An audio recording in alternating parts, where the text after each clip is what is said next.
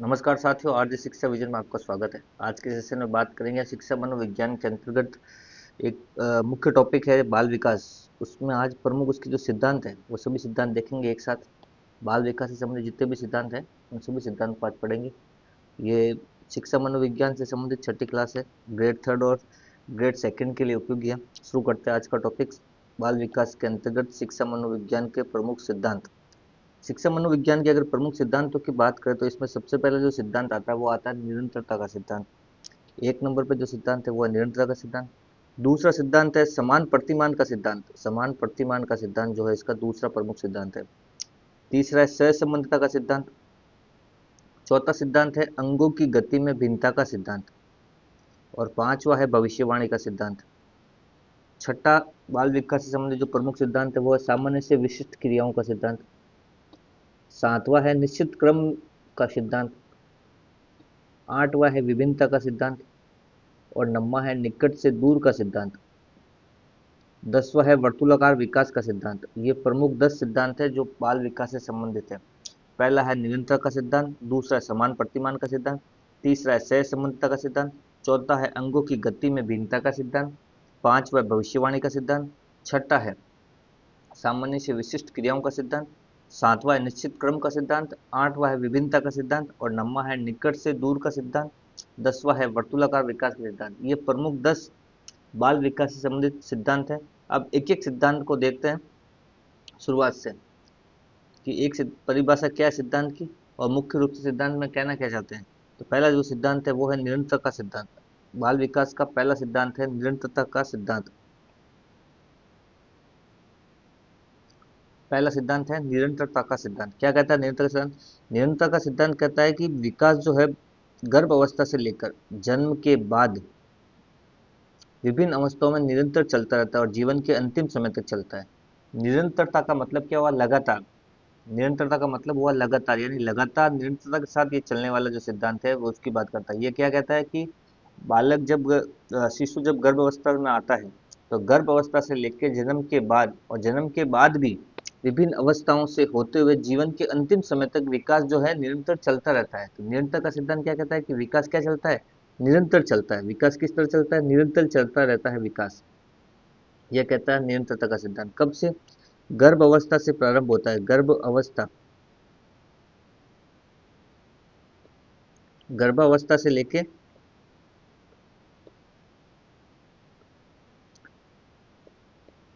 गर्भावस्था से लेके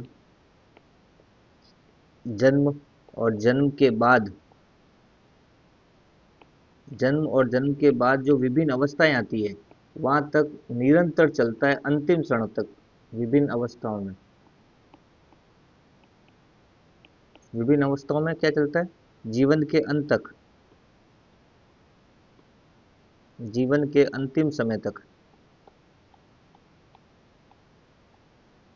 वो है निरंतरता का सिद्धांत।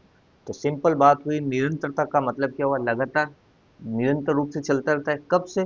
जब से बालक गर्भ अवस्था में आता है, शिशु गर्भ अवस्था में आता है। गर्भ अवस्था से लेकर जन्म, जन्म के बाद जो विभिन्न अवस्थाएं आती है, शैशव अवस्था, उत्तर बाल्य अवस्था, बाल्य अवस्था, किशोर अवस्था, प्रौढ़ अवस्था तक, जीवन जब तक अंतिम समय तक उसका चलता है तब तक क्या है? विकास चलता रहता है। तो ये हो गया बाल विकास का पहला सिद्धांत। निरंतर का सिद्धांत कहता है कि गर्भ अवस्था से लेके जन्म, जन्म के बाद विभिन्न अवस्थाओं तक जो विकास अंतिम समय तक चलता ही रहता है, ये कहता है निरंतरता का सिद्धांत। दूसरा सिद्धांत देखते हैं। दूसरा है समान प्रतिमान का सिद्धांत। समान प्रतिमान का सिद्धांत। समान प्रतिमान का सिद्धांत क्या कहता है? समान प्रतिमान का सिद्धांत कहता है कि समान स्वरूप के अंतर्गत में बताता है। मतलब समान स्वरूप, जैसा प्रतिमान, समान स्वरूप का मतलब है कि जैसा है वैसा ही बताता है। जैसे माता पिता होंगे वैसे उसकी संतान उत्पन्न होगी। तो समान प्रतिमान, समान मतलब एक जैसा, एक जैसा प्रतिमान, एक जैसे दिखने वाले। तो ये सिद्धांत कहता है कि जिसके माता पिता जैसे होंगे उसके वैसी ही संतान होगी। जैसे मनुष्य के मनुष्य, मनुष्य से क्या होगी? मनुष्य। जानवर में जानवर से जानवर, पशु से पशु निकलेगा, कुत्ते से कुत्ते जैसा। समान प्रतिमान मतलब एक जैसा, मनुष्य से मनुष्य जैसा दिखने वाले ही संतान आएगी। जानवर में जानवर से दिखने वाली, पशु से पशु जैसी, और पक्षी से पक्षी जैसी, मछली से मछली जैसी। तो ये है समान प्रतिमान का सिद्धांत। समान प्रतिमान का सिद्धांत क्या कहता है? समान प्रतिमान का सिद्धांत कहता है कि जो भी संतान होगी वो अपने माता पिता के जैसी ही होगी। उसके माता पिता जो हैं वैसी ही संतान उत्पन्न होगी जैसे उसके माता पिता हैं। जैसे मनुष्य के जैसी उत्पन्न होगी, जानवर जो है जानवरों के जैसी उत्पन्न होगी, पशु में पशुओं के जैसी, पक्षी में पक्षियों के जैसी उत्पन्न होगी, मछली से मछली जैसी उत्पन्न होगी। तो समान प्रतिमान का सिद्धांत क्या कहता है? जैसा प्रतिमान था वैसा ही प्रतिमान आएगा, यानी जैसे माता पिता थे वैसे ही उनकी संतान आएगी। मनुष्य के मनुष्य होगी, मनुष्य के जानवर नहीं होगा, पशु के पशु होगी, पक्षी के पक्षी होगी, पक्षी के पशु नहीं होगा, और ना ही पशु के पक्षी होगा। तो समान प्रतिमान का मतलब क्या हुआ? जैसे माता पिता हैं वैसे ही उनकी संतान उत्पन्न होगी। मछली के मछली होगी, मछली के पक्षी नहीं होगा। तो यही है समान प्रतिमान का सिद्धांत कि जैसे माता पिता वैसे ही क्या होगी? उनकी संतान होगी। तो ये था दूसरा बाल विकास से संबंधित एक प्रमुख सिद्धांत। तीसरा सिद्धांत देखते हैं। तीसरा सिद्धांत है सह संबंधता का सिद्धांत। क्या कहता है ये सिद्धांत?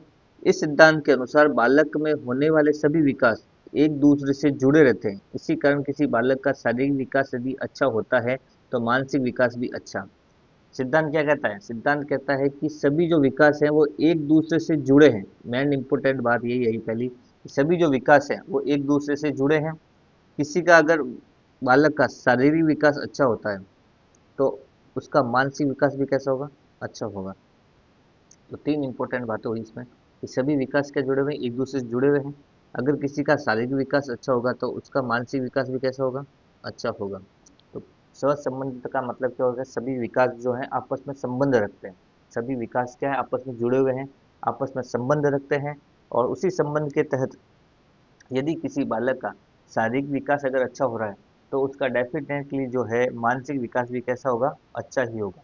यह है सह संबंधता का सिद्धांत। यदि किसी का शारीरिक विकास अच्छा है तो मानसिक रूप से भी बालक कैसा होगा? अच्छा होगा, तरक्की करने वाला होगा, हर फील्ड में अच्छा रहेगा।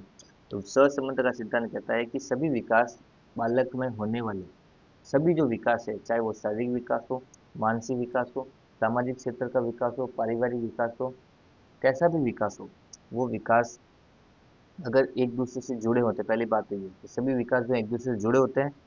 यदि किसी बालक, उदाहरण के तौर पर देखिए, यदि किसी बालक का जो है शारीरिक विकास अच्छा होगा तो उसका मानसिक विकास भी अच्छा होगा। यह था सहसंबंधता का सिद्धांत। अगला देखिए, अगला सिद्धांत कहता है कि अंगों की गति में भिन्नता का सिद्धांत। अगला सिद्धांत क्या कहता है? अंगों की गति में भिन्नता का सिद्धांत। क्या कहता है? सभी अंगों में विकास की गति अलग अलग प्रकार की होती है। किसी अंग का पहले तथा किसी का बीच में तथा किसी अंग का विकास अंत में होता है। जैसे सर का विकास पहले, हाथ का विकास बाद में। ये सिद्धांत क्या कहता है? ये कहता है अंगों की गति में भिन्नता का सिद्धांत। अंगों की गति यानी बालक का जब भी विकास होता है गर्भ अवस्था से लेकर जन्म के बाद और जन्म की विभिन्न अवस्थाओं तक, तो यही सिद्धांत यही कहता है कि बालक में जो भी विकास होता है वो सभी अंगों में बराबर नहीं होता। सभी अंगों में उस पर भिन्नता पाई जाती है। किसी का विकास पहले होता है, किसी अंग का विकास बाद में होता है, किसी का अंग का विकास बीच में होता है। जैसे उदाहरण के तौर पर देखो आप, एग्जाम्पल के तौर पर, उदाहरण के तौर पर आप देखो तो जो सर का जो विकास है वो पहले होता है, जबकि हाथ और पैरों का विकास क्या होता है? बाद में होता है। ये उदाहरण के तौर पर आप देखो तो क्या होगा कि सभी विकास जो है अंगों में एक अलग अलग प्रकार से होते हैं। किसी अंग का विकास क्या होता है? पहले होता है, किसी का बीच में, और किसी अंग का विकास अंत में होता है। तो विकास अंगों की गति में भिन्नता का सिद्धांत क्या कहता है? कि जो भी मनुष्य या बालक में विकास होता है शिशु में, वो अलग अलग होता है। सभी अंगों में क्या होता है? अलग अलग होता है। किसी अंग का विकास सबसे पहले होता है, जैसे सबसे पहले सिर का विकास होता है। बालक जब भी शिशु गर्भावस्था में होता है तो सबसे पहले किसका विकास होता है? सिर का विकास। सिर का विकास होने के बाद हाथ पैरों की ओर विकास बढ़ता है। तो सभी अंगों में विकास क्या हो? अलग अलग हुआ। पहले किसी अंग का विकास पहले हो जाता है, किसी अंग का बीच में होता है, और किसी अंग का विकास सबसे लास्ट में होता है। तो अंगों की गति में भिन्नता का सिद्धांत क्या कहता है? कि विकास जो है अलग अलग गति के साथ होता है, अलग अलग अंगों में होता है। सबसे पहले किसी अंग में सबसे पहले हो जाता है, किसी अंग में बीच में होता है, और किसी अंग में सबसे अंत में होता है। अगला सिद्धांत देखिए, अगला सिद्धांत क्या कहता है? भविष्यवाणी का सिद्धांत। ये भी बाल विकास से संबंधित एक महत्वपूर्ण सिद्धांत है। कि बाल विकास के अंतर्गत भविष्यवाणी की जा सकती है, तो ये सिद्धांत यही कहता है कि भविष्यवाणी का सिद्धांत क्या कहता है कि वृद्धि और विकास की गति को देखकर आगे बढ़ने की भविष्यवाणी की जा सकती है। यानी भविष्यवाणी का जो सिद्धांत है वो बाल विकास के अंतर्गत चल सकता है या उसके अंदर फिट हो सकता है। क्या कहता है, किस अवस्था में कौन से लक्षण प्रकट होंगे। भविष्यवाणी का सिद्धांत यही कहता है कि किसी भी शिशु या बालक की जो है वृद्धि और विकास की गति को देखकर आप उसमें बता सकते हैं कि भविष्य में कौन सी अवस्था में क्या क्या लक्षण प्रकट होंगे। ये कहता है भविष्यवाणी का सिद्धांत कि किसी भी बालक या शिशु की उसकी वृद्धि और विकास की आप गति देखकर बता सकते हो कि इसके आगे आने वाली जो अवस्था है उसके अंतर्गत उसमें कौन कौन से लक्षण उस अवस्था में प्रकट हो सकते हैं। तो भविष्यवाणी करना संभव है इसमें। तो ये हो गया भविष्यवाणी का सिद्धांत कि पिछली जो वृद्धि और विकास की गति है उसको देखकर आने वाली अवस्था में उसके लक्षणों को प्रकट करने की अवस्था के बारे में भविष्यवाणी की जा सकती है। यह था भविष्यवाणी का सिद्धांत बाल विकास के अंतर्गत। अगला देखिए, बाल विकास के अंदर प्रमुख सिद्धांत क्या कहता है, सामान्य से विशिष्ट क्रियाओं का सिद्धांत। अगला जो सिद्धांत है वो है सामान्य से विशिष्ट क्रियाओं का सिद्धांत। क्या कहता है, विकास के दौरान पहले सामान्य क्रिया बाद में विशिष्ट क्रिया सीखना है। सिद्धांत की मुख्य बात क्या हुई कि कोई भी अगर विकास है तो सबसे पहले क्या सीखेगा, वो सामान्य क्रिया सीखेगा। सबसे पहले क्या सीखेगा, सामान्य क्रिया, उसके बाद वो सीखेगा विशिष्ट क्रिया। तो सिद्धांत यही कह रहा है, सिद्धांत क्या कह रहा है कि सबसे पहले जो भी विकास होता है उसमें बालक जो है या शिशु जो है सामान्य क्रिया सीखता है, उसके बाद वो विशिष्ट क्रिया सीखता है। जन्म के बाद एक बालक विकास के दौरान सबसे पहले सामान्य क्रिया सीखता है और फिर विशिष्ट क्रियाएं करने लगता है। सही बात है ये कि सबसे पहले बालक क्या करेगा, सामान्य क्रिया सीखेगा, सामान्य क्रिया सीखने के बाद वो विशिष्ट क्रिया करने लगता है। जैसे सबसे पहले सामान्य क्रियाओं के रूप में देखोगे तो क्या होगा, सबसे पहले क्या लेगा, करवट लेगा, करवट लेने के बाद वो बैठना सीखेगा, बैठना सीखना आ जाएगा उसको जब वो घुटनों के बल चलना सीखेगा, और घुटनों के बल चलते चलते फिर क्या करेगा, पैरों दो पैरों पर चलना सीखेगा। तो ये क्या हो गया, सामान्य क्रिया क्या थी, पहले करवट लेना, फिर वो विशिष्ट क्रियाओं की ओर बढ़ा, फिर बैठना सीखा, बैठने के बाद घुटनों के बल चलना सीखा, घुटनों के बल चलने के बाद दो पैरों पर चलना सीखा। तो ये क्या हो गया, सामान्य क्रियाओं से क्या हो गया, ये सामान्य क्रियाओं से सामान्य से विशिष्ट की ओर बढ़ रहा है। विशिष्ट, सामान्य से विशिष्ट की ओर बढ़ रहा है। तो सामान्य से विशिष्ट क्रियाओं का सिद्धांत क्या कहता है, सामान्य से विशिष्ट क्रियाओं का सिद्धांत यही कहता है कि बालक विकास के दौरान बालक सबसे पहले सामान्य क्रिया करता है, सामान्य क्रिया जब सीखने लग जाता है तो फिर वो विशिष्ट क्रियाओं की ओर आगे बढ़ता है या विशिष्ट क्रियाएं करने लगता है। उदाहरण के तौर पर शिशु जब होता है तो सबसे पहले करवट लेना सीखता है, करवट लेने के बाद वो बैठना सीखता है, बैठने के बाद वो घुटनों के बल चलता है, घुटनों के बल चलने के बाद वो खड़े होकर दोनों पैरों पर चलना सीखता है। तो ये कैसी क्रिया हो गई, सामान्य से विशिष्ट की ओर जाने वाली क्रिया हो गई। तो ये था सामान्य से विशिष्ट क्रियाओं का सिद्धांत बाल विकास के अंतर्गत। अगला सिद्धांत देखिए, निश्चित क्रम का सिद्धांत क्या कहता है, इसे भाषा के रूप में भी जोड़ा जा सकता है, जैसे भाषा का विकास LSRW के क्रम में होता है। निश्चित क्रम का सिद्धांत, ये सिद्धांत क्या कहता है कि कोई भी जो विकास होता है, निश्चित क्रम का सिद्धांत क्या कहता है, कोई भी जो विकास होता है वो निश्चित क्रम में होता है, निश्चित क्रम में चलता हुआ वो विकास आगे चलता है। क्या क्रम में चल रहा है, ऐसा नहीं है क्रम तोड़ के वो पहले वो वाला विकास कर देगा उसके बाद पहले वाला करेगा, नहीं। विकास जो है एक निश्चित क्रम में होता है, एक निश्चित क्रम में या निश्चित क्रम में ही चलता है। उदाहरण के तौर पर देखोगे तो जो भाषा का जो विकास है वो LSRW के क्रम में होता है। तो सबसे पहले इसमें क्या करता है बालक या शिशु, सबसे पहले सुनता है। LSRW भाषा में जो LSRW है उसमें सबसे बालक जो विकास होता है एक क्रम के रूप में होता है। सबसे पहले बालक क्या करेगा, सुनेगा, उसके बाद बोलेगा, उसके बाद पढ़ेगा, उसके बाद में लिखेगा। ऐसा नहीं है कि लिखने का कार्य बालक पहले करेगा, बाद में पढ़ेगा, उसके बाद सुनेगा। तो ये हो गया एक क्रम में। सबसे पहले क्या लिखेगा बालक, क्रम के अनुसार देखेंगे तो सुनना, सबसे पहले बालक क्या करेगा, सुनना, सुनने के बाद बोलना, बोलना सीखेगा, बोलने के बाद पढ़ना, और पढ़ने के बाद लिखना। तो ये क्या हो गया, एक क्रम हो गया, क्रम। तो सिद्धांत क्या कहता है कि कोई भी जो विकास होता है बालक का, बाल विकास के अंतर्गत वो एक निश्चित क्रम के रूप में आगे बढ़ता है। जैसे भाषा के विकास में LSRW का जो सिद्धांत चलता है वही। अगला सिद्धांत देखिए, अगला सिद्धांत कहता है विभिन्नता का सिद्धांत। बाल विकास के अंतर्गत जो अगला सिद्धांत है वो है विभिन्नता का सिद्धांत। क्या कहता है कि प्रत्येक बालक में विकास अलग अलग दर से होता है। प्रत्येक बालक में होने वाला विकास एक समान गति से नहीं होता है। विभिन्नता का सिद्धांत क्या कहता है कि प्रत्येक बालक में जो विकास है वो किस प्रकार से होता है, अलग अलग दर से होता है, एक समान गति से नहीं चलता। मुख्य बात इसकी क्या हुई, विभिन्नता। विभिन्नता मतलब अलग अलग। यानी ये सिद्धांत क्या कहता है, परिभाषा इसकी क्या कहती है, सिद्धांत हमें कहना चाहता है कि जो भी विकास होता है बालक का वो अलग अलग दर से होता है। किसी बालक में अगर उसको अच्छा पोषण मिल रहा है तो उसमें विकास की दर अलग होगी। अगर किसी बालक को पोषण कम मिल रहा है, संतुलित भोजन कम मिल रहा है, उसके वातावरण घर का अलग है, उसके समाज का वातावरण अलग है, तो उसका विकास की जो गति होगी वो धीमी होगी। जिसको अच्छा पोषण मिलेगा, संतुलित भोजन मिलेगा, वातावरण अच्छा मिलेगा, उस बालक का जो विकास की जो दर है वो अच्छी होगी। और जिसको कम मिलेगा उसकी विकास की दर कम होगी। तो सिद्धांत यही कहता है कि बालक में या शिशु में जो भी विकास होता है वो अलग अलग दर के साथ होता है, विभिन्नता के साथ होता है, समान नहीं होता है।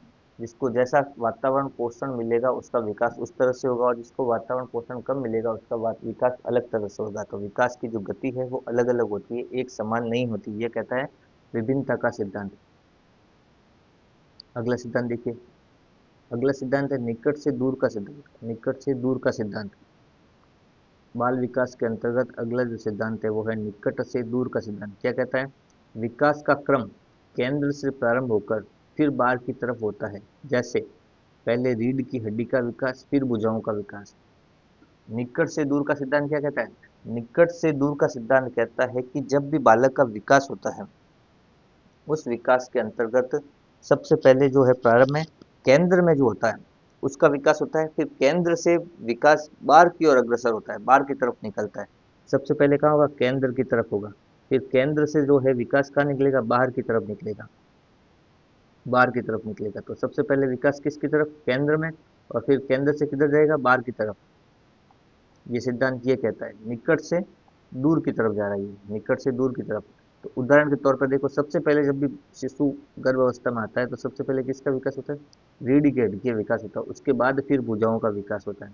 तो ये क्या हो गया, केंद्र से दूर का सिद्धांत, या निकट से दूर का सिद्धांत, या केंद्र से बाहर का सिद्धांत, या निकट से दूर का सिद्धांत भी कह सकते हैं।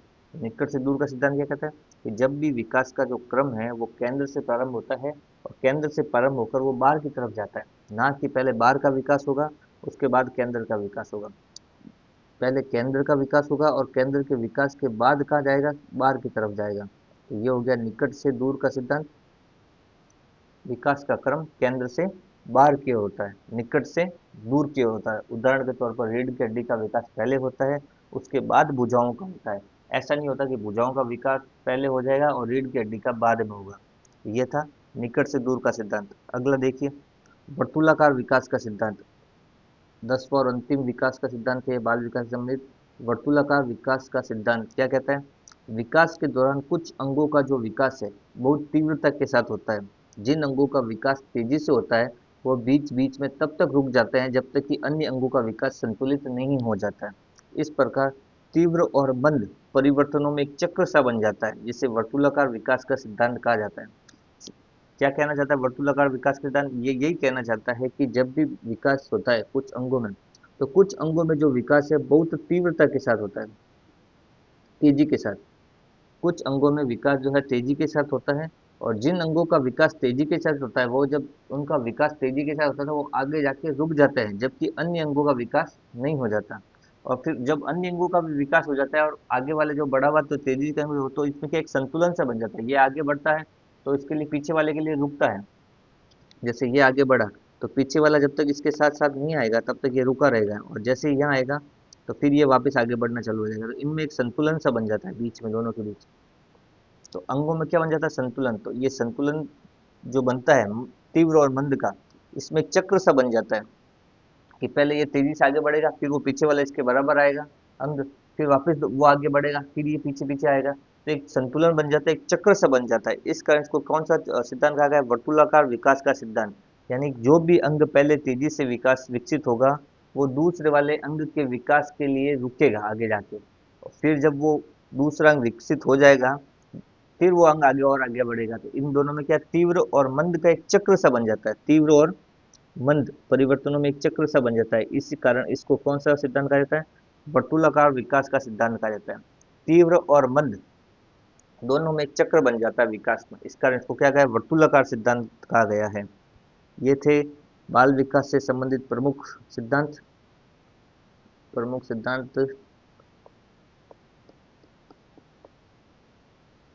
अगर आज की पीडीएफ की आपको आवश्यकता हो तो टेलीग्राम में आर्य शिक्षा विजन सर्च करें और ज्वाइन करें, या स्कैन करके भी आप टेलीग्राम में जुड़ सकते हैं आर्य शिक्षा विजन से, वहाँ आपको आपकी पीडीएफ मिल जाएगी। चैनल पर अगर नए हैं तो सब्सक्राइब जरूर करें। मिलते हैं किसी अगले वीडियो में नए टॉपिक के साथ। धन्यवाद।